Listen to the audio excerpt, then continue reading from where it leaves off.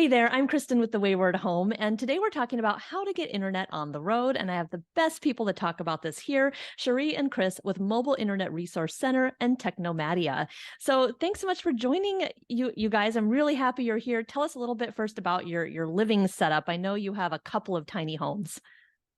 Well, hi there. Thanks for having us on again.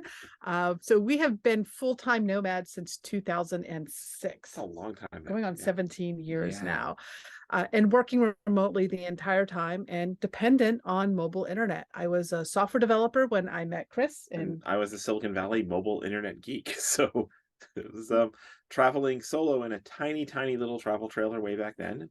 Met Cherie and we combined everything and it just all clicked. And so we've had multiple mobile substrates over the years, everything from a tiny travel trailer, medium-sized travel trailer, to a vintage bus.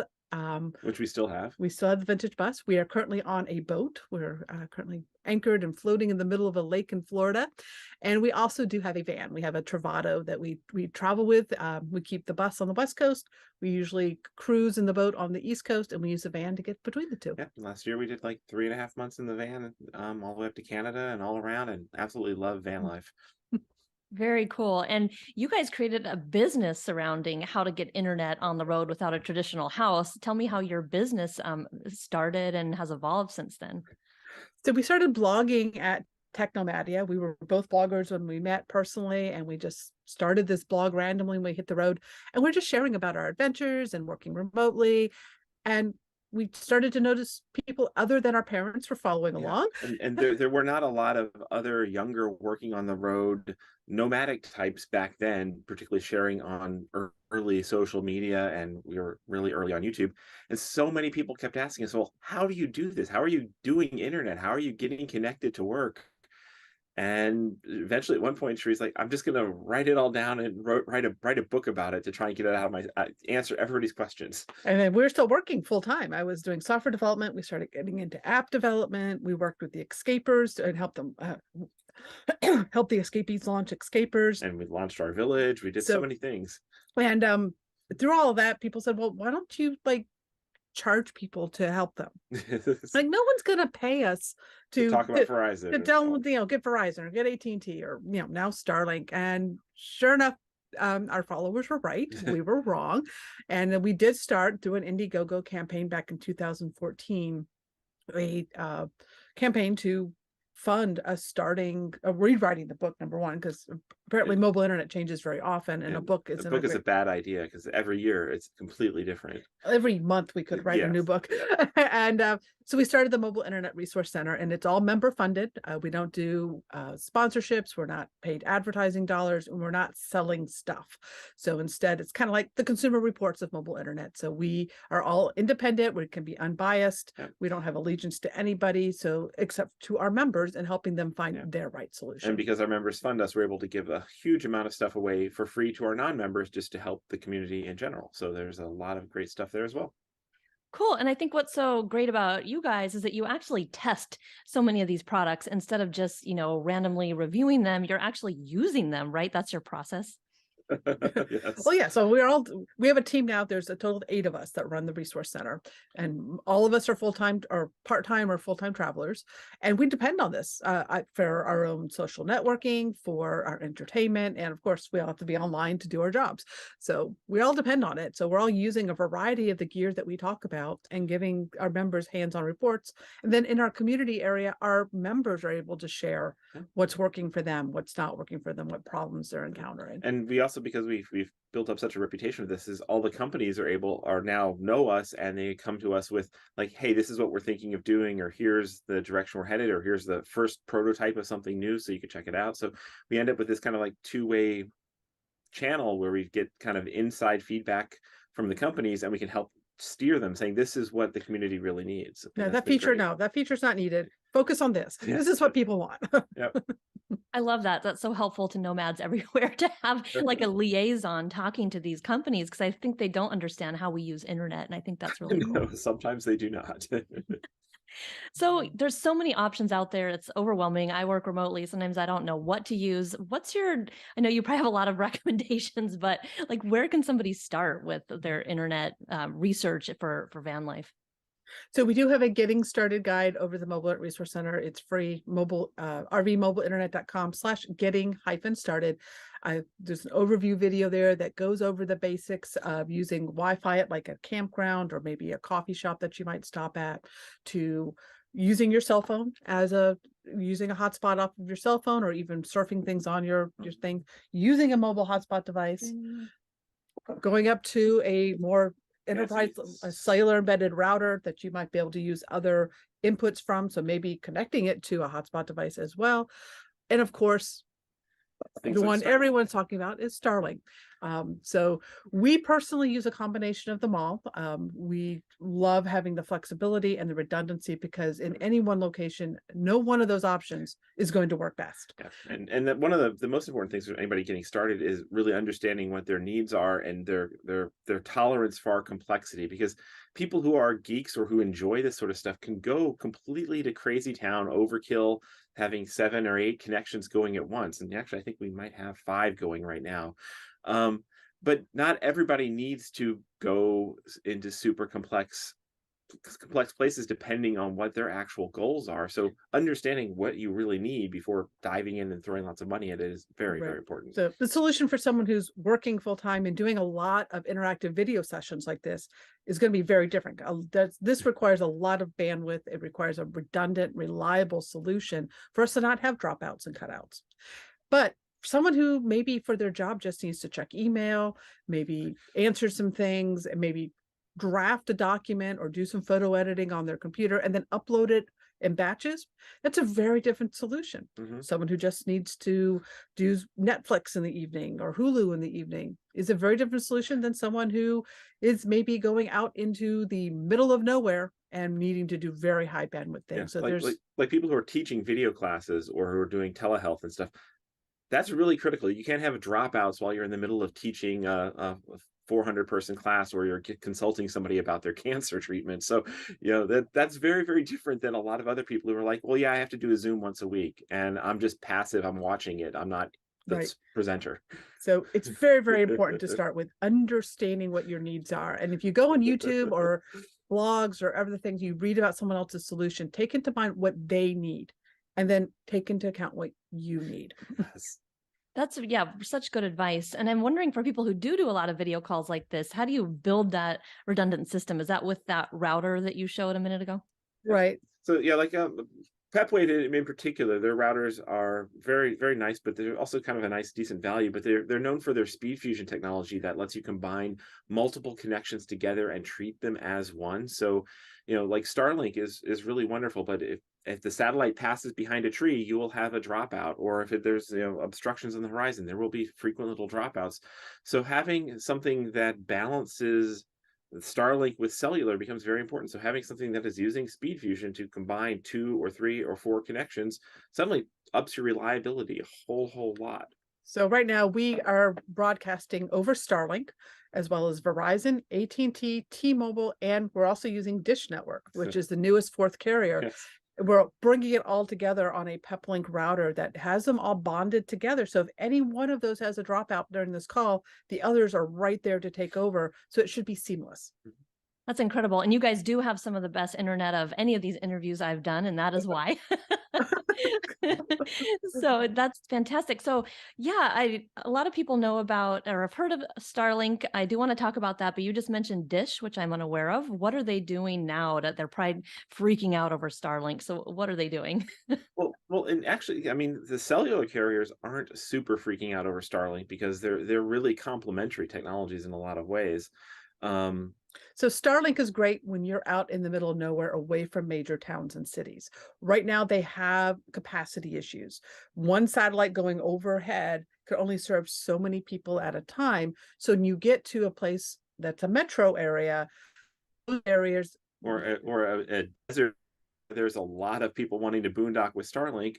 Starlink is actually getting a reputation in some places as being really awful because people who have the Starlink RV plan, that is the lowest priority service that Starlink has, and they're kind of fighting over the scraps, and they're getting really, really dismal performance, and they're coming back to us and saying, I need something better. And like, well, is there cellular in your area? And it's like, yeah, there is. Well, how about a 5G plan? And they're like, oh, that's 20 times faster than my Starlink all of a sudden. So you Right. have to So trade them so off. the cellular carriers, especially with 5G, are focused on these more congested markets and getting that capacity up so that they can start to serve the needs of home internet use. All of the carriers now have home internet plans. Very popular is the T-Mobile home internet, Verizon home internet in particular, because they're rolling out capacity in areas that they have congested markets to be able to cover that for people streaming a lot, using terabytes of data. That's not something Starlink is able to do with their satellites right now. As their constellation builds out, it'll get there. So that's where they complement each other. Is Starlink is great when you're out in an area that's remote. Cellular is great when you're in a more congested suburban area. And you also have to consider trees. Starlink does not like trees. So if you're somewhere like we traveled this summer all up and down the East Coast to Canada, from Florida to Canada, we pulled out Starlink was only 4 times in which it was better than our cellular connection. And a lot of times Starlink didn't work very well either with massive dropouts. Because and we hear that all the time from people is people on the West Coast, Starlink has been a game changer for them. There's the best thing since sliced bread. And people on the East Coast who get Starlink, they're like, I'm sending it back. It's garbage. None of the campgrounds I take it to does it work, because East Coast campgrounds are trees and you're camping in the shade. West Coast, desert, and you're camping with big view of the sky. So it makes a difference there. Now I asked about Dish. So we all know Sprint went away over the summer. They were merged in with T-Mobile, and part of that merger agreement with the FCC was that a 4th carrier had to emerge out of all of this. So Dish Wireless was able to work with T-Mobile through this merger process, and they acquired some of Sprint's spectrum to roll out their own 5G native network. They had a timeline of last June that they had to be able to serve a certain percentage of the country in order to meet the terms of that merger agreement. So they did launch their network. It's in about 120 cities right now. It is 5G only. You can purchase a mobile hotspot device from them. It's about $300 or $400 if you're in one of these cities, and you can get a $20 per month unlimited plan. It's like best deal out there. Okay, now that will work. By terms of service, it will work in those 120 cities where you have Dish wireless coverage. Right now, they are roaming onto AT&T and T-Mobile when you're outside those areas. And as of this recording, could change at any moment, they have no restrictions on that roaming access. So we're getting AT&T and T-Mobile unlimited service for $20 a month through this plan. It's a great option. Yeah, so it is, again, because we know behind the scenes, Dish is paying AT&T like $2 a gigabyte. So this $20 plan, they're losing crazy amounts of money for people roaming, but they're just trying to kind of launch and spread out their footprint while they're building their own nationwide network. And one thing a lot of people don't realize is they see all these different carrier things advertised, that all these different names beyond just AT&T, Verizon, T-Mobile, and now Dish. Those are the only 4 nationwide carriers in the country. They're the only ones who have broadcast rights over the entire country. Everything else you hear is either regional and just small areas, or they're buying capacity and rebranding it from those other big 4. So they're just all behind the scenes still using those big 4. Wow, I did not know that. I'm so glad you told me about that Dish deal. It seems like a lot of people are going to go for that. Again, that could all change. They are paying $1 to $1.50 per gigabyte for that roaming access. That is not a sustainable business model. Totally, but I wonder if when they come around, if it'll be cheaper than some of the other options still. I guess we'll wait and see. Yeah, definitely wait and see. Dish is definitely interesting to watch right now. They'll also be coming out with other brands. I think they're going to be taking Infinite Boost Mobile as their new brand, which was one of Sprint's old prepaid brands. So we're watching them very closely. They have a lot of potential to become. They're still very rough. They're still very new, but they're also, it's a very good deal, and it's definitely a very, very good deal right now. Oh, so cool. And so what if someone just wants to use their phone as a hotspot? What are some carriers out there that you recommend for that? So the best plan right now for a smartphone only is Visible. This is owned by Verizon. It is a subsidiary of Verizon. It's a prepaid plan. They have a $30 per month option and a $45 per month option. Both of those plans include unlimited hotspot data. That means you can set up your own Wi-Fi network off of your smartphone and connect your laptop. You can connect your streaming devices to this to your smartphone. It's unlimited hotspot data off of your phone. It is capped at 5 megabit per second speed. So you're not going to get 4K video out of this, but 5 megabit per second is plenty for most things on the web. And that is the best deal right now for those going for wanting a smartphone. And it does give you access to Verizon's network. So it gives you really great network everywhere, but it is the lowest priority user on Verizon's network. So people run into that in, again, congested areas. Visible customers will have a very dismal data experience, whereas like regular native Verizon customers will be streaming along or doing everything just fine. So you do have to like balance the trade-offs, but it is a very good deal. But then all of the carriers have postpaid plans that you can get for your smartphone, and they're all offering options from 40 gigabytes to 100 gigabytes of mobile hotspot data off of the smartphone at full speed, as well as all the unlimited data you can use on your hotspot on your phone itself. So definitely worth looking at those if you need the priority data. And we keep the plans all the time are changing so much. So we do have a guide that is kept up. I think we update it almost every week on what the current most interesting plan options are for whether it's for a hotspot or a phone or anything else. If you people who need a lot of data, that's at rvmobileinternet.com/plan picks. And if you go to the front page of our website, it's linked all over right there for that page. Because that one changes a lot. Oh, what a fantastic resource. I was very curious about Visible because I hear about it. And you said the speed was a certain speed. I don't really know, but what can you do with that speed on a hotspot? So 5 megabit per second is the maximum speed you'll get when you're using the mobile hotspot off your smartphone. 5 megabit per second is plenty for surfing the web. You're going to be able to load web pages, just lickety split. You're going to be able to stream YouTube videos. It's supposed to cap the streaming at like 480 pixels, which is like DVD quality speeds. Most people, because streaming services have done great compression and to be able to deliver their videos over slower speeds, a lot of people report that they're getting higher resolution over it. You're going to be able to do, if you need to do a broadcast like this, 5 megabit per second is usually enough to do an okay video stream. I wouldn't host a video. I wouldn't be a presenter. I wouldn't host a webinar using Visible. But if you just need to participate in one, even if you can turn your video off, it's going to be just fine for that sort of stuff. Very cool. And so what are the benefits of having like a dedicated hotspot instead of just hotspotting off your phone? So a dedicated hotspot like this, for one, it's separate from your phone. So your phone can still be doing its phone things. Your phone tends to fall asleep. If you're using your phone as a hotspot, if you don't use it for a long enough time, it will fall asleep. A dedicated hotspot like this can just be set, turned on, it's going. And it is just making a Wi-Fi network that you can connect whatever devices you want to. And some of them, a lot of them actually now have Ethernet ports. So if you've got things that want to take advantage of a wired connection, they could do that.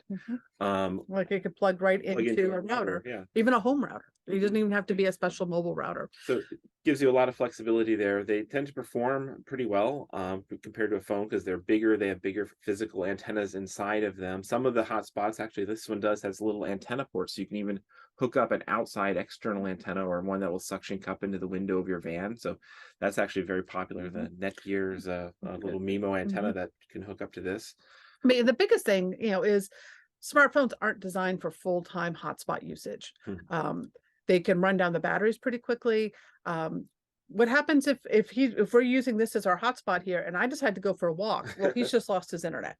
So that's one consideration. But so if you need a lot of data usage, it's usually better to go with a dedicated hotspot device or a cellular embedded router. Or multiple people are using it too. Right. So a phone can work really well for just one person because you're in control of it and stuff. And then upping the game to a cellular embedded router is kind of like a hotspot on steroids. It's got all the cellular antennas and stuff here. It's got Ethernet and it's got Wi-Fi as WAN, so it can connect to an upstream campground or a remote Wi-Fi network.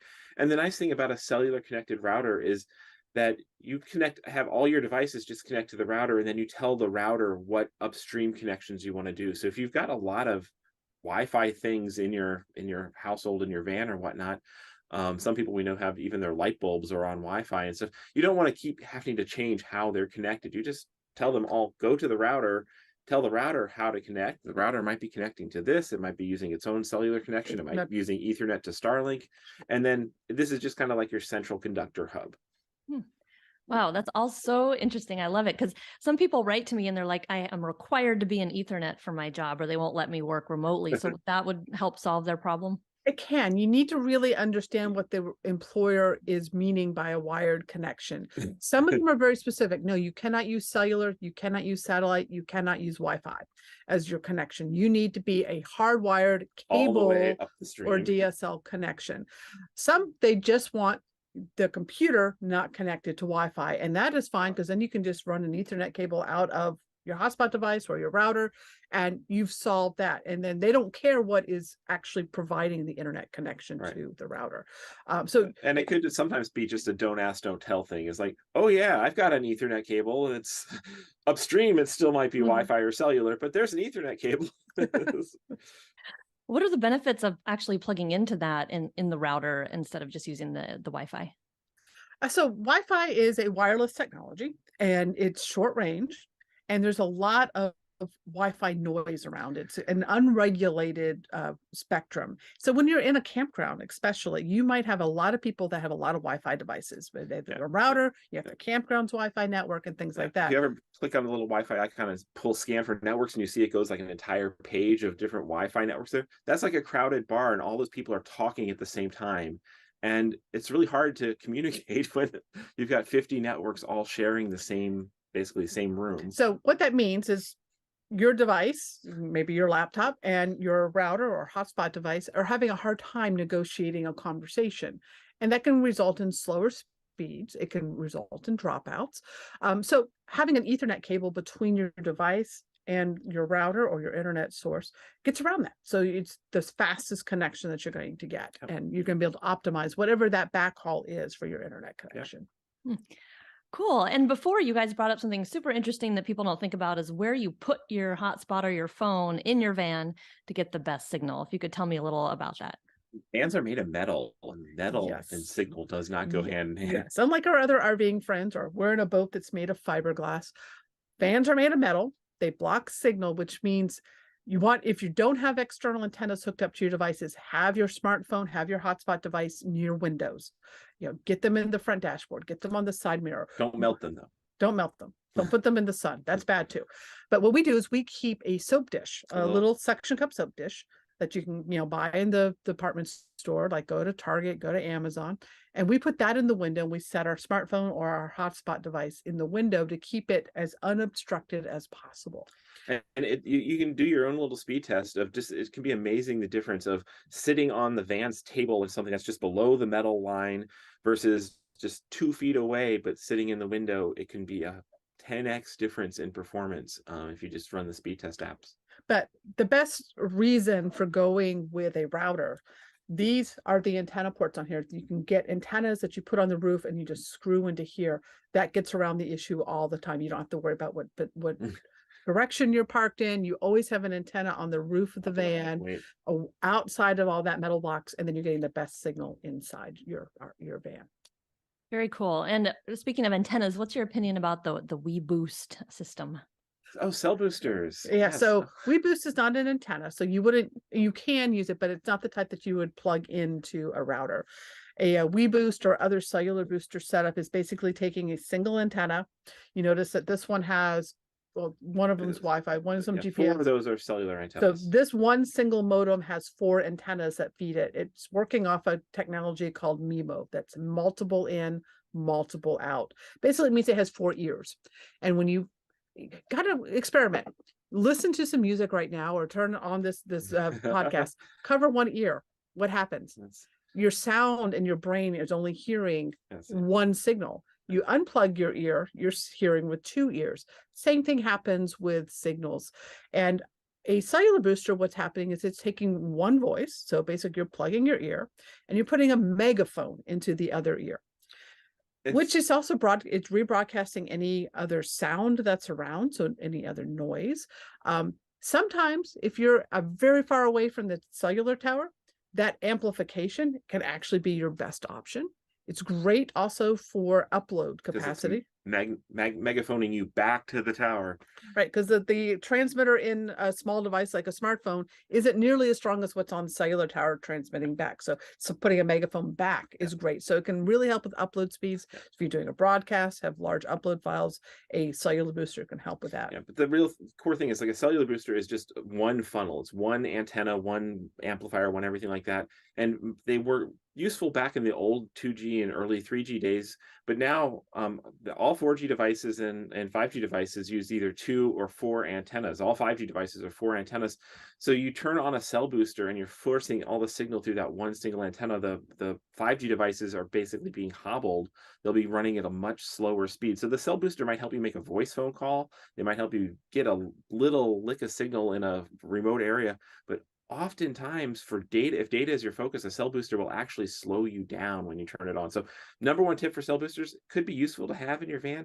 Never leave it on all the time. It's a use it only when you need it kind of thing, because it's actually hurting you most of the time unless you really, really need it.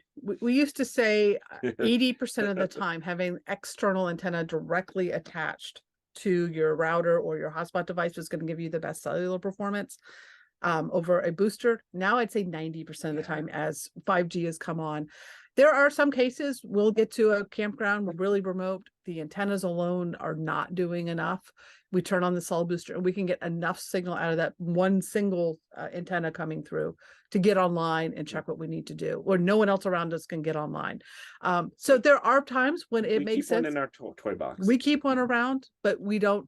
They're a $500 investment. So you have to really consider, is it worth $500 that you might use it once or twice a year? Yep.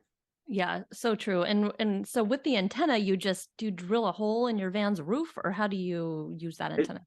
Well, it depends on, you need some way to get the wires from the outside to the inside. Some vans have kind of a access point or access port that you can come into. Actually, the Travados have a roof access port, so there's already a hole pre-drilled that you can fish cables down into. Some people use the fridge vents or the sewer vents, or it's not too big of a deal to drill a hole. Just make sure you. And then some people, since something like a cellular booster, you're only going to be using every so often, is some people is like, oh, I need it here. If they just run it out the window. Yeah, and just magnet antennas and stuff. Yeah, there's temporary antennas. Cool. So many solutions for people. I just love that.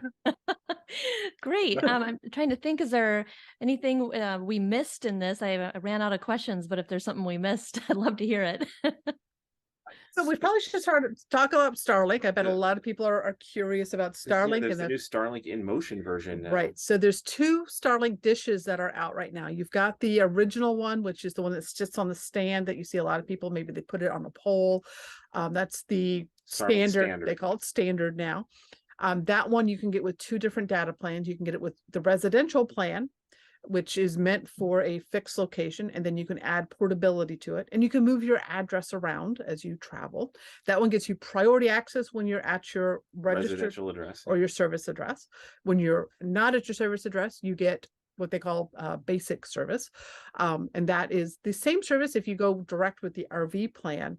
That one is always the basic service. These are both plans that are $135 per month. They now have a new dish, which is an in-motion dish. It's one that you fix to the top of your roof. You can use it while you're driving around. Has no moving parts, but it's physically much bigger. So it can see more satellites while you're in motion. Now, the standard dish, the original one is $599. The new dish, the flat mount, flat high performance. Yeah. The in motion one is $2,500.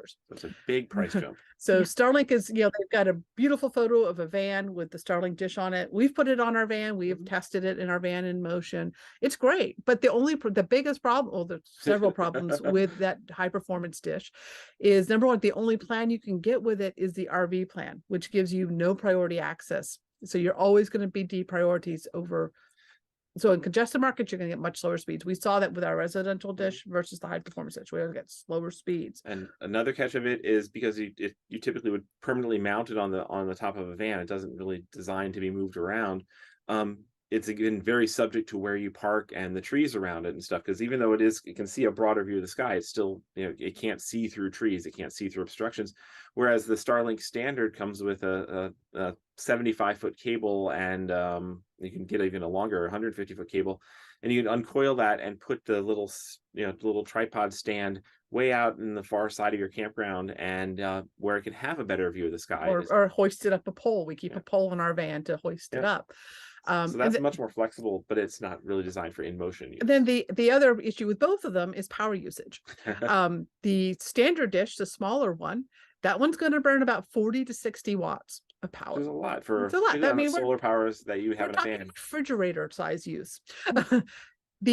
The large in motion dish, that one's going to burn more like 80 to 110 watts of power. So it's a power hog. So if you're trying to boondock, you're going to need a pretty large battery capacity without having to run a generator to keep it going. And or you just to be really disciplined about to turn off the Starlink when you don't need it. And so we made that mistake the other night. We're currently anchored. So basically that's the equivalent of boondocking for RVers in our boat.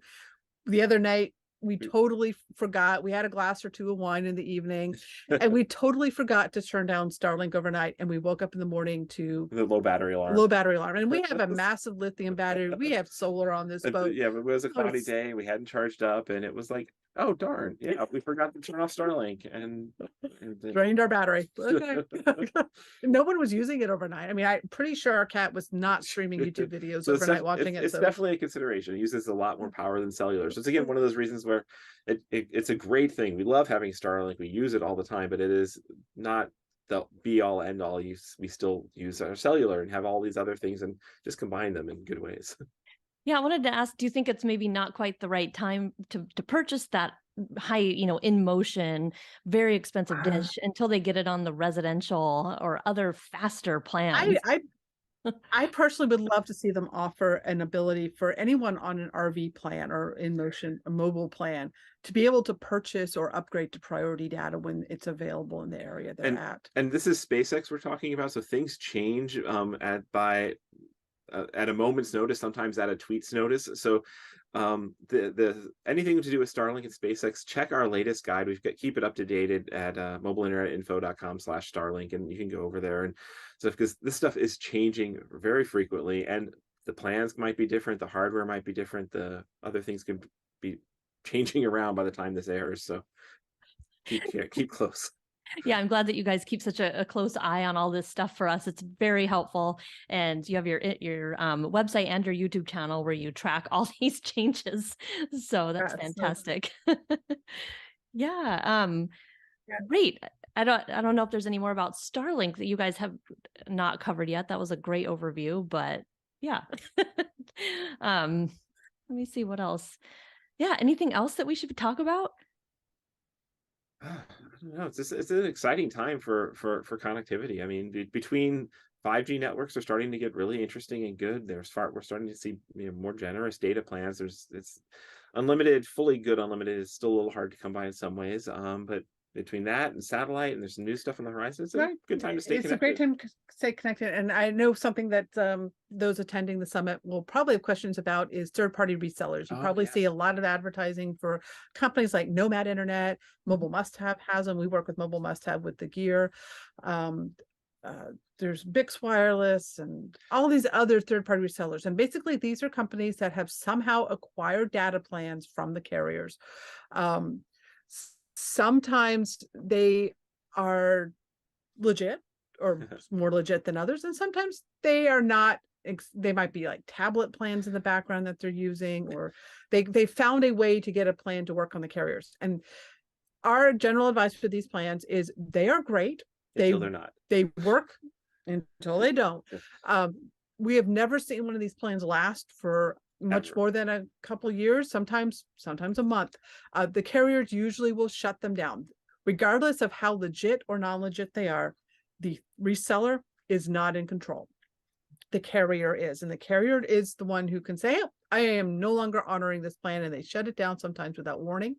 We're also seeing, especially with AT&T, when they shut down one of these resellers, is they are getting more and more aggressive about not only just shutting off the plan, but they are now blacklisting the devices from their network, which means that even if you go to AT&T and buy a legit plan directly with them, it won't work anymore. They will not activate the SIM card. So you've got $1,000 router that you were using basically a reseller plan that's equivalent of like buying something semi-legit at a flea market. AT&T will now say, well, no, we won't let you use your device on our network anymore because we caught you with that semi-legit device. Which is, So we think it's it's really bad, really not just rotten. on AT&T, because you as a consumer, you went to a website that said this was a legit plan. You did not know. You have no reason to Right. believe that it's non-legit. It's the reseller that needs to be, they should have, Yeah. it's between them and the carrier, not you as the consumer, which is to me really bad business practice. Yes, it's yeah, but that is something to keep in mind if you are buying kind of these like flea market plans, particularly if it seems too good to be true. There are some that are ridiculously cheap, and because behind the scenes, the reseller is basically taking tablet plans and changing serial numbers and like doing some kind of shady stuff sometimes on these plans. And well, yeah, they get caught eventually. So yeah, if it seems too good to be true, definitely have your backup plans in mind. That's a good point. So to be more legitimate, people should actually go to one of the main carriers, it sounds like. All of the carriers are offering plans now in the 150 Yeah. gigabyte range that can be used on routers and hotspot devices. And if you get enough of those, along with Starlink or something like that, you can assemble enough data. Most households, we also get, how much data do I need a month? If you're streaming a few nights a week, you're doing some Zoom calls, most households, if they keep their data usage to a reasonable level, can be perfectly happy in the 200 to 400 gigabyte per month range. Now, you got a heavy gamer, someone who's BitTorrenting or something like that. That's when you get into the terabytes, and that's when it gets more difficult. Yes. But most of us are pretty darn happy in the 500 gigabyte below range, and it's pretty easy these days to get that data legit. Right. You're gonna pay money. You're not gonna get this cheap, unless that dish plan at $20 a month is awesome. But yeah, and again, like, and the dish is a legitimate plan. It's just that they might take away their roaming to AT&T at some point.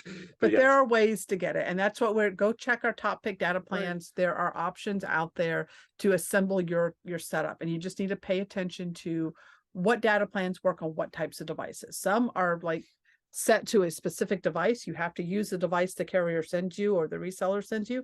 Some can be used in any device you want. So you need to just pay attention to that. Before you go buy your hardware, look at what data plans are available for the hardware you want to use. Yeah. That is very interesting. And just real quick, talking about third-party resellers, what are some of those main ones that you guys have seen out there that are advertising currently? I try not to pay attention to them So too much. We away. do keep a list. If you go to rvmobileinternet.com, third party, 3RD party, we do keep a list. Our team updates that once a month. They go through and double check that they're still in business. That changes. That's the only thing we promise is once a month we have checked that vendors in business. No way means that they're legit in any shape, way, or form. And because some of these deals are really good, it's like if you are going with one of these third parties, it's like great. Get the third party one, which gives you a really cheap plan with a lot of data, but have your backup plan with a legit one, so that if that disappears and it's just gone one day, and the company suddenly shuts their doors, you've got some other way online. But some of the ones that are do really good diligence and they have good customer support if something goes wrong. Mobile Must Have, they sell PepLink gear. They do sell data plans for their customers, and we have seen those plans go away, but they deal with it well and get their customers. It's like, here's a new SIM card, you're back online. The FMCA, the Family Motor Coach Association, they have a plan with AT&T. It is capped at 10 megabit per second or 25 megabit per second. You have to be a member of them and have like 2 years of membership, but you can get a plan for like $60 a month with them, which they also have a good track record of treating their members well. So if AT&T pulls the plan, at least the FMCA is going to do everything they can to have your back. Get you an alternative on their side. Yeah, I mean, it's out of their control if AT&T pulls the plan on them. But and then there's a whole bunch of others out there that have been around for years. Nomad Internet. Calyx Institute is one we like. They're a nonprofit, and they actually have a legit agreement. Old contract. Yeah, it was part of Sprint. It got inherited by T-Mobile, and it's for nonprofits, and they can, included with a membership to their organization, you get an unlimited hotspot on T-Mobile's network. You have to use it on their device that you buy with it, but you get and it comes out to about $40 a month. But you have to prepay for a year of membership. Because you're making a donation to the nonprofit, and as a perk, you're getting a hotspot with a year's worth of unlimited data. So it's kind of a loophole there, but it is a legit old contract that goes way back. That is and they've stuck around forever. Sounds like there's a lot of options at a lot of price points for people, which is Oh, really yeah. Yes. Yep. Yep. Yeah, some people are shocked and they're like, "You spend that much on internet?" Because I have, on a hotspot and the Starlink, and I'm like, "Well, yeah, I have to work," and luckily our other expenses are lower, so it all Right. rounds. Absolutely. Yeah, it's the price of freedom. If you want to be able to still earn an income, it is one of the costs. And it is something that's always changing.